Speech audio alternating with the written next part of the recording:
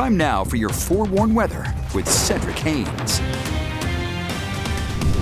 All right, happy Friday, Utah. We are kicking things off on a quiet note out there, but it is a warm start for sure. We've got blue skies, but notice there are some patches of cloud cover out there, and we're going to see more of that. So we'll call it a mixture of sun and clouds as we progress throughout your Friday. Look at that temperature, though, 77 degrees. It is toasty out there, folks, and we're not the warm spot on the map, that's for sure. It is 58, though, now in Heber, 55 in Logan, but hey, you've got 73. Good morning to our friends over towards Green River, 70 degrees towards Vernal. We've got 69 in Blanding. Good morning.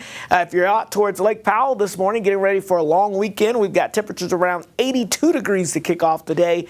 And yes, in St. George, you're at 84, the warm spot on the map. But that's a couple of degrees cooler than what it was last hour when you were just below 90 degrees at 5 o'clock in the morning. All right, let's talk about the forecast for today. With it already being so warm to start, you know it's going to be another mild afternoon as we go throughout the day. I think mild is putting it lightly. Another hot afternoon out there for you. Mid to upper 90s really across most of the state this afternoon.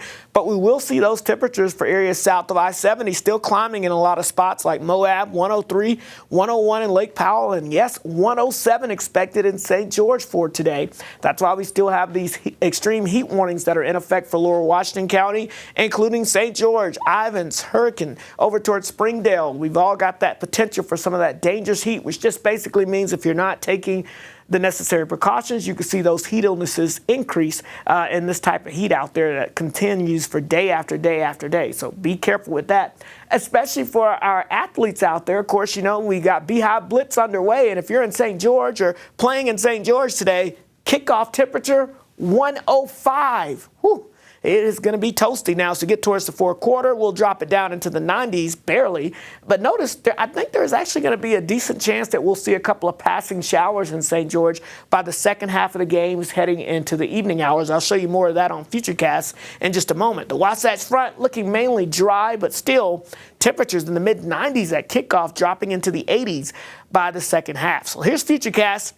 Again, a couple of spotty showers starting to pop up around late morning to lunchtime near the I-80 corridor, but then the best chance shifts over towards the Uintas, down towards the central and southern mountains for those heavier downpours this afternoon. But watch as we get into the evening hours, we start to see some of that moisture drifting back towards southwest Utah. So I do think there's a chance of a shower this evening, but hopefully it doesn't cause too many delays for those football games. Now, notice going into your Saturday, we start off quiet and dry, but another chance of showers and storms popping up over southwest Utah. But then we get that big push of moisture on Sunday, and I think a better chance of showers and storms shifting across the entire state as we go throughout your Sunday afternoon. So let's talk about those rain chances, which start off on the low end heading into the weekend, but bump up to that 60, 70, even 80% chance heading into next week.